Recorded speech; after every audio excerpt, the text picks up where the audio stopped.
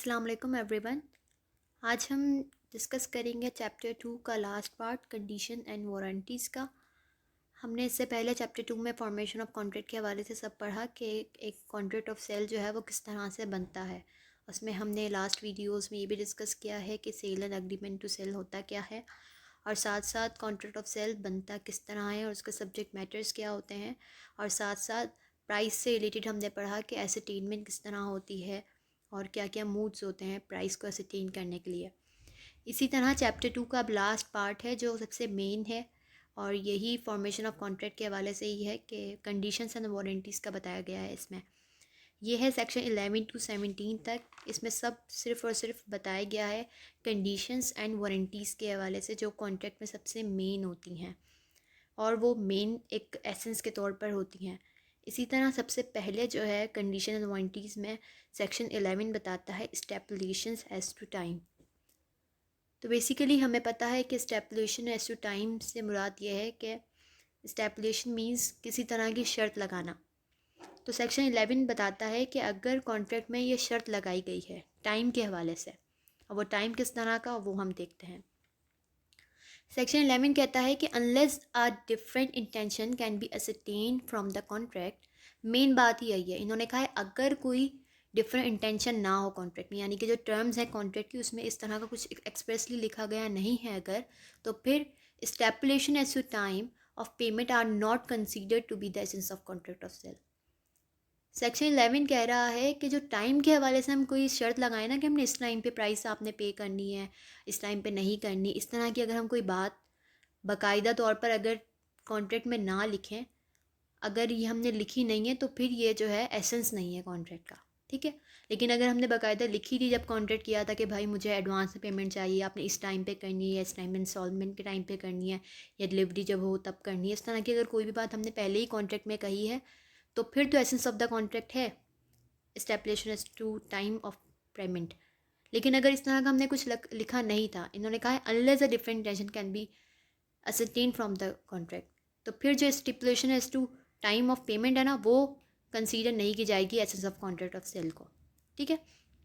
इसी तरह इन्होंने कहा है कि whether any other stipulation as to time is of the essence of the contract और not will ultimately depend on the terms of the contract. अब ये कह रहे हैं अगर कोई और स्टेपुलेशन हो, मतलब स्टेपुलेशन सिर्फ उस पेमेंट के टाइम के लिए नहीं, अगर कोई और भी हो, जैसे मिसाल के तौर पर डिलीवरी की भी हमने अगर कॉन्ट्रैक्ट की टर्म्स में लिखी थी कि आपने इस टाइम पे मुझे ये ना डिलीवर करने हैं गुड्स वगैरह, अगर इस तरह का कुछ नहीं है तो वो भी essence of contract of sale नहीं होगी अगर कॉन्ट्रैक्ट में वो बात एक्सप्रेसली नहीं लिखी थी। तो सेक्शन 11 जस्ट ये कहता है कि वो स्टेपुलेशन नहीं होगी। फिर स्टेपुलेशन क्या है, वो ये है कि शर्त नहीं लगाई जाएगी कि ये टाइम है, आपने इसी पर ही मुझे पैसे पे करने हैं। आप बाद में ये नहीं कह सकते ये एसेंस ऑफ कॉन्ट्रैक्ट नहीं है अगर आपने पहले ही कॉन्ट्रैक्ट में ये बात नहीं लिखी थी। तो ये सेक्शन 11 बताता है स्टेपुलेशन से रिलेटेड। इसी तरह सेक्शन 12 जो बात करता है वो कहता है कंडीशंस एंड वारंटीज़ की, ठीक है, और ये भी सेम स्टिपुलेशन का ही कहता है। सेक्शन 12 कह रहा है कि स्टिपुलेशन जो है वो कंडीशन के तौर पर भी हो सकती है और वारंटी के तौर पर भी अगर गुड्स से रिलेटेड है, ठीक है। सेक्शन 11 कह रहा था कि स्टिपुलेशन लगाई जा रही हो लेकिन टाइम से, टाइम पर अगर स्टिपुलेशन है कोई, मतलब आपने ये शर्त लगाई है वक्त से रिलेटेड। वक्त से रिलेटेड किस तरह कि भाई आपने इस टाइम पे मुझे पेमेंट करनी है, एक ये हो गया। सेकेंडली अगर आपने इस तरह की बात की है कि इस टाइम पे आपने मुझे गुड्स डिलीवर करने हैं, तो ये दो बात अगर हम स्टिपुलेशन इस टाइम की कर रहे हैं तो वो सेक्शन 11 डील करता है। और वो क्या करता है अभी हमने डिस्कस कर लिया, यही कि अगर कॉन्ट्रैक्ट में ये बात एक्सप्रेसली नहीं लिखी हुई या लिखी हुई है कि आपने इस टाइम पे पेमेंट करनी है, इस टाइम पर जो है गुड्स डिलीवर करने हैं, तो होगा, वरना क्या है, वरना एसेंस ऑफ द कॉन्ट्रैक्ट नहीं है stipulation as to time of payment. और अगर गुड्स की है तो वो सर्कमस्टांसिस पर डील करता है कि भाई अगर गुड्स इस तरह की नेचर के हैं कि वो जल्दी ख़राब हो जाएंगे या फिर सड़ जाएंगे, गल जाएंगे, इस तरह का गुड्स की आपने कॉन्ट्रैक्ट किया है तो फिर जाहिर सी बात है आपको जल्दी डिलीवर करना पड़ेगा। तो ये तो फिर फैक्ट्स की बात होती है, ये सेक्शन 11 डील करता है। इसके बाद सेक्शन 12 जो है वो भी स्टिपुलेशन की बात करता है। कहते हैं कि जो इसका सेक्शन 12 का सब सेक्शन 1 के stipulation in contract of sale with reference to goods. Section 12 क्या कह रहा है कि ये भी स्टिपुलेशन ही है लेकिन रेफरेंस किससे, गुड्स से कर रहा है। वहाँ हमने क्या देखा कि सेक्शन 11 में कि स्टिपुलेशन इस टाइम थी, और वो टाइम से मुराद क्या था कि भाई पेमेंट की क्या टाइम होगी और सेकेंडली गुड्स की डिलीवरी की क्या टाइम होगी। अब यहाँ से यहाँ पे कहा जा रहा है कि जो स्टिपुलेशन ऑफ कॉन्ट्रैक्ट है with reference to goods which are subject there for may be a condition और वारंटी। सेक्शन 12 का सब सेक्शन 1 कहता है कि अब अगर जो स्टिपुलेशन दूसरी तरह की जो दूसरी काइंड है स्टिपुलेशन में, वो अगर रेफरेंस टू गुड्स के हवाले से बात की जाए, अगर गुड्स को रेफर करके बात की जाए, तो वो दो तरह की हो सकती है। जो शर्त है, स्टिपुलेशन है, वो या तो कंडीशन हो सकती है या फिर वारंटी हो सकती है। ये जो है सेक्शन 12 का सब सेक्शन 1 कहता है कि स्टिपुलेशन दो तरह की हो सकती है। ठीक है, अच्छा, अब इसी का ही सेक्शन 12 का सब सेक्शन 2 कहता है कि जो कंडीशन है वो होगा क्या फिर। अभी इन्होंने पहले तो बता दी कि एक कंडीशन भी हो सकती है, एक वारंटी भी हो सकती है। तो ये कंडीशन और वारंटी होता क्या है, ये सेक्शन 12 का सब सेक्शन 2 और 3 बताता है। अच्छा, हम फॉर एग्जांपल हम ये बात कहते हैं कि जो हम जनरली भी कोई भी चीज़ खरीदते हैं तो हम ये देखते हैं कि कोई कंडीशंस कोई वारंटीज़ होती हैं, और ज़्यादातर हम कंडीशन वर्ड यूज़ नहीं करते, कंडीशन के अलावा हम गारंटी वर्ड यूज़ करते हैं, लेकिन लॉ की लैंग्वेज में उसे कंडीशन कहा जाता है। तो जो सेक्शन 12 का सब सेक्शन 2 कहता है कंडीशन के हवाले से कि गुड्स में कंडीशन क्या होती है। जब हम कॉन्ट्रैक्ट को फॉर्मुलेट कर रहे हैं और उसकी परफॉर्मेंस हो रही है तो उसमें कंडीशन क्या है। कंडीशन इसमें ये कहा गया है कि a condition is a stipulation. Condition भी क्या है, एक शर्त है। हमने पढ़ा कि स्टिपुलेशन जो है वो दो तरह की हो सकती है अगर रेफरेंस टू गुड्स है, एक कंडीशन एक वारंटी।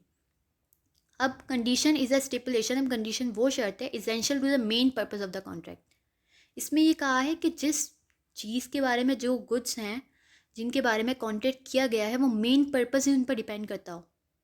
ठीक है, मतलब कि जो सब्जेक्ट मैटर है ना मेन, उसके लिए ही इसेंशियल है वो बात, वो लाजमी हो।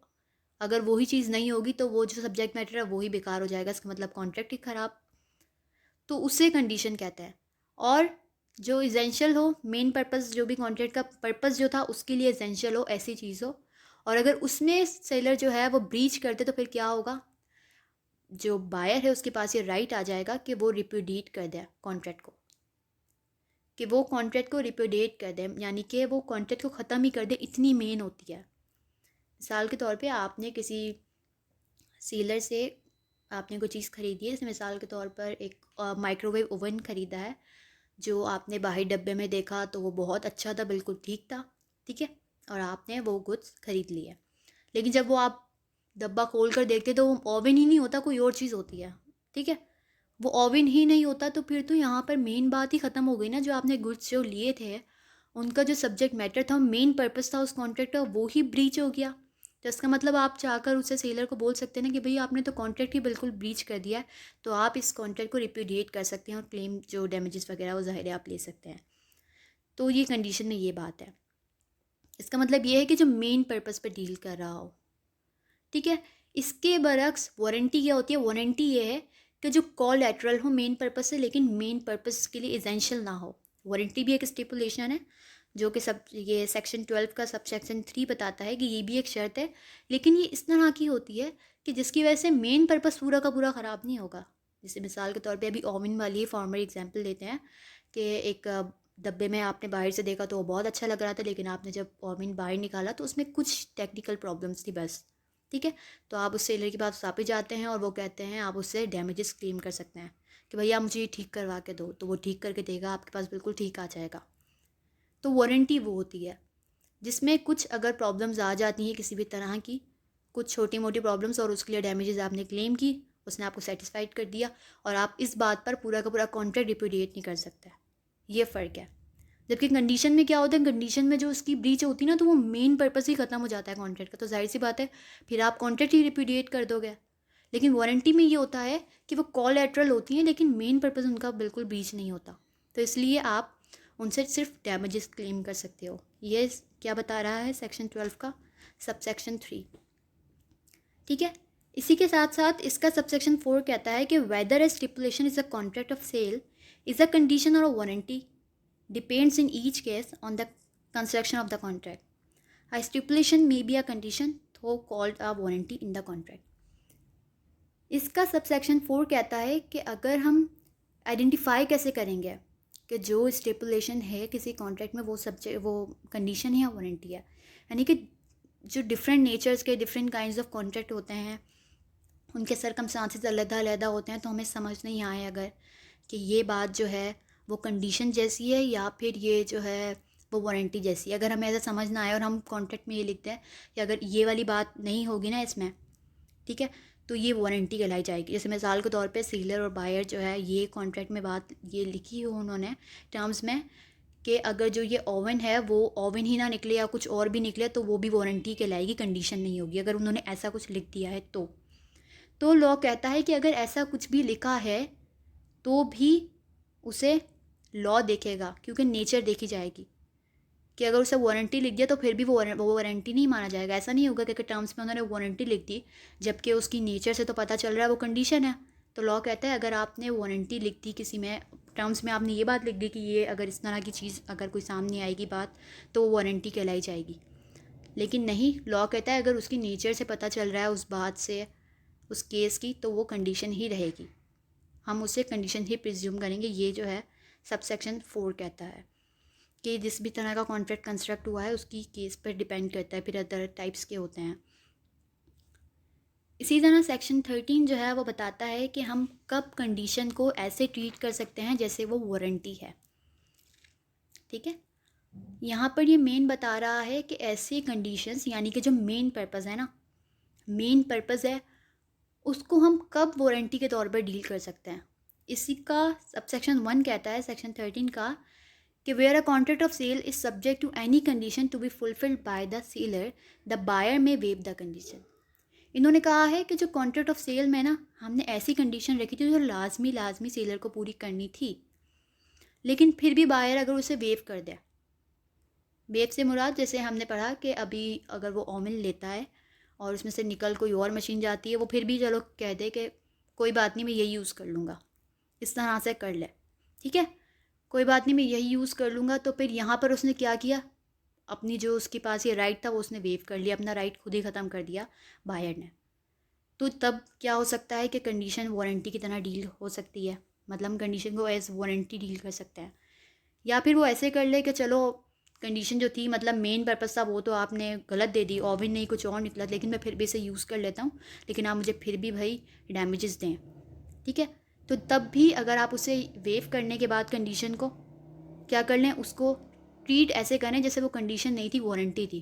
तो फिर इसका मतलब आपने कंडीशन नहीं वारंटी की तरह ट्रीट कर रहे हैं। तो हमने वारंटी में क्या पढ़ा है कि जब वारंटी जो है ब्रीच होती है तो उसमें क्या करते हैं, हम डैमेजेस क्लेम कर सकते हैं और जो कॉन्ट्रैक्ट है वो रिप्यूडिएट नहीं होता। तो इसका मतलब अगर आपके उस बॉक्स में से ओवन नहीं निकला, ओवन के बजाय कोई और मशीन निकल गई है, तो आप उनसे जाकर ये नहीं कह रहे कि मैं आपसे कॉन्ट्रैक्ट ख़त्म कर रहा हूँ, मेरे पैसे वापस दें, चीज़ रखें या मुझे डैमेजेस दें। वो आप बस उसे ये कह रहे हैं कि कॉन्ट्रैक्ट तो है, बस आप मुझे डैमेजेस फिर भी दें, क्योंकि मैंने ऐसे कंडीशन को एज वारंटी ट्रीट किया है। तो मतलब यहाँ पर जो है वो मुकम्मल बायर का राइट है।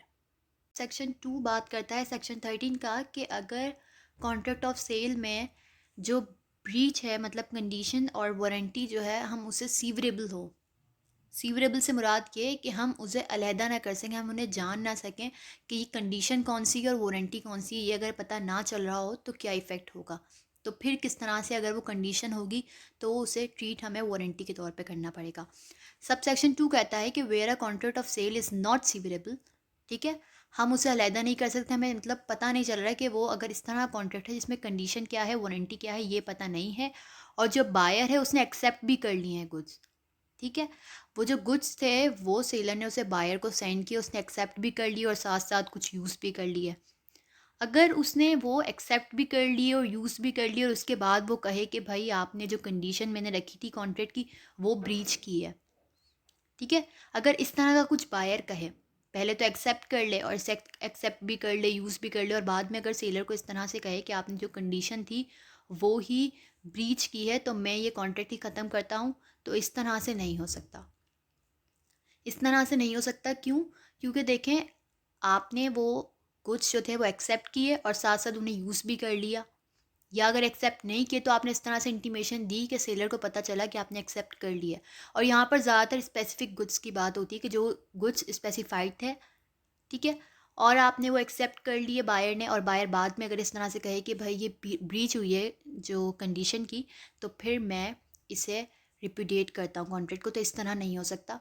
तो जो ब्रीच होगी फिर इस तरह किसी कंडीशन की जो फुलफ़िल करनी थी सेलर को, वो सिर्फ और सिर्फ ट्रीट की जा सकती है एज ब्रीच ऑफ वारंटी।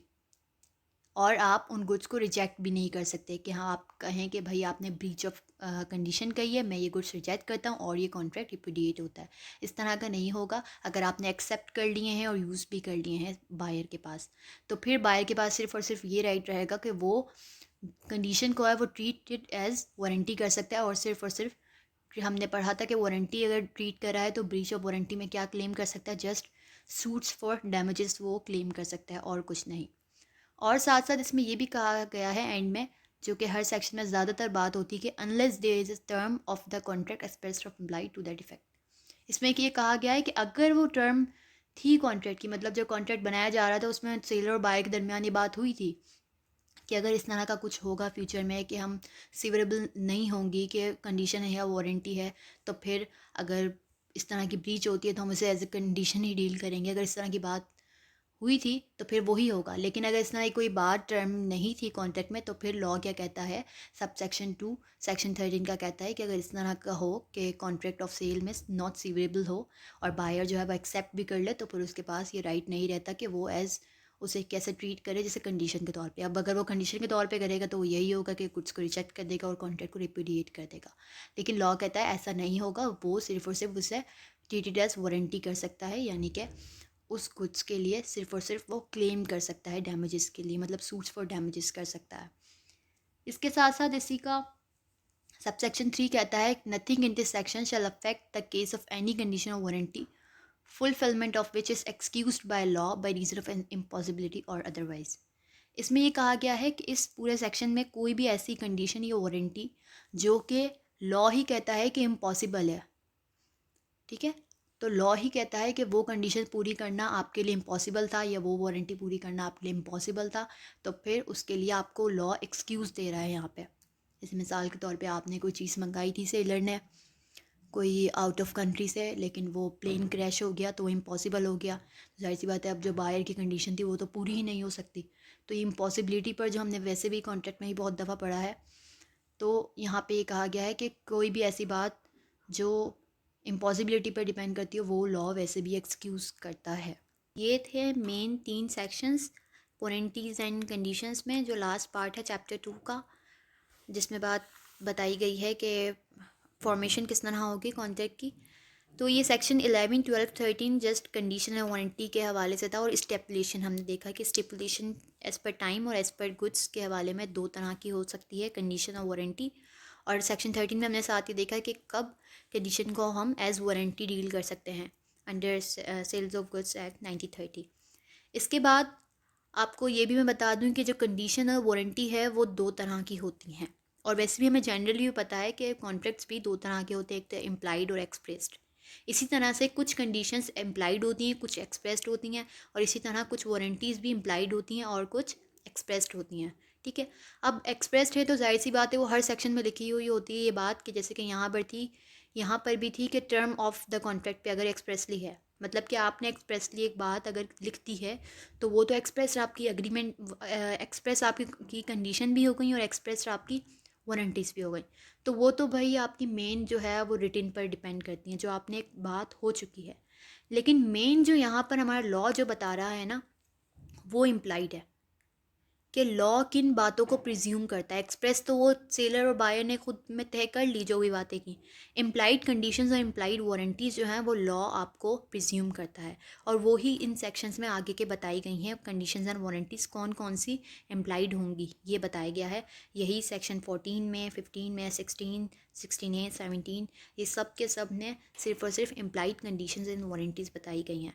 तो इंशाल्लाह नेक्स्ट वीडियोज़ इन पर होगी। उम्मीद है आपको समझ आ रहा होगा। जज़ाकुमुल्लाहु खैरा।